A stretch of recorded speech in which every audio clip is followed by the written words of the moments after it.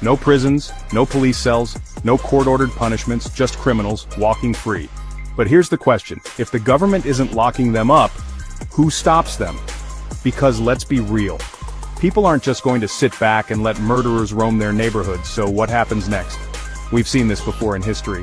When there's no official justice system, people create their own. That's when things get dark. Would communities form their own vigilante squads? Private groups hunting down criminals, deciding punishments on their own?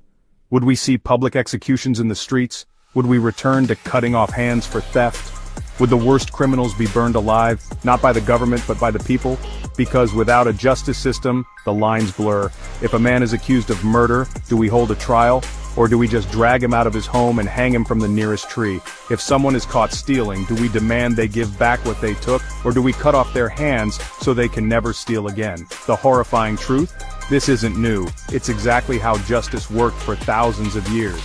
Before prisons, crime was handled through public punishment and raw survival. If you stole, you lost a hand. If you killed, you were executed. If you committed treason, you were tortured until death. And without prisons, what's stopping us from going back to that? Because when society collapses, history shows us one thing. People don't seek justice. They seek revenge. And when revenge becomes the law, society doesn't just break. It turns into something unrecognizable.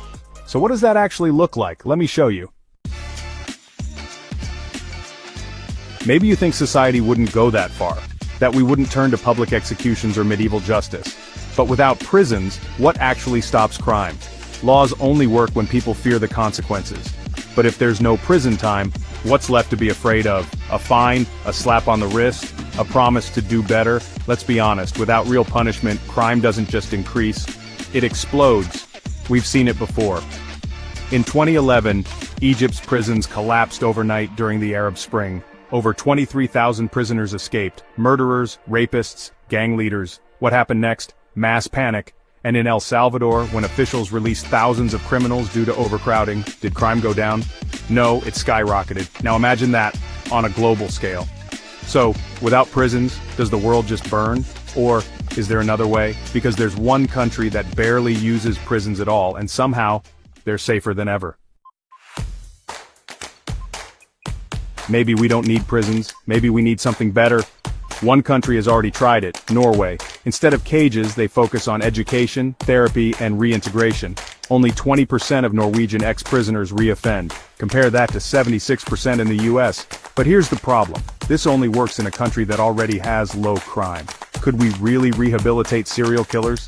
Could a system like this ever work for cartel leaders and terrorists? Or are some criminals just beyond saving? And if the government can't control them, who will?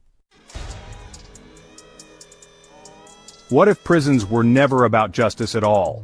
What if they were never meant to rehabilitate criminals, but to control everyone else? Prisons aren't about stopping crime, they're about controlling certain kinds of people.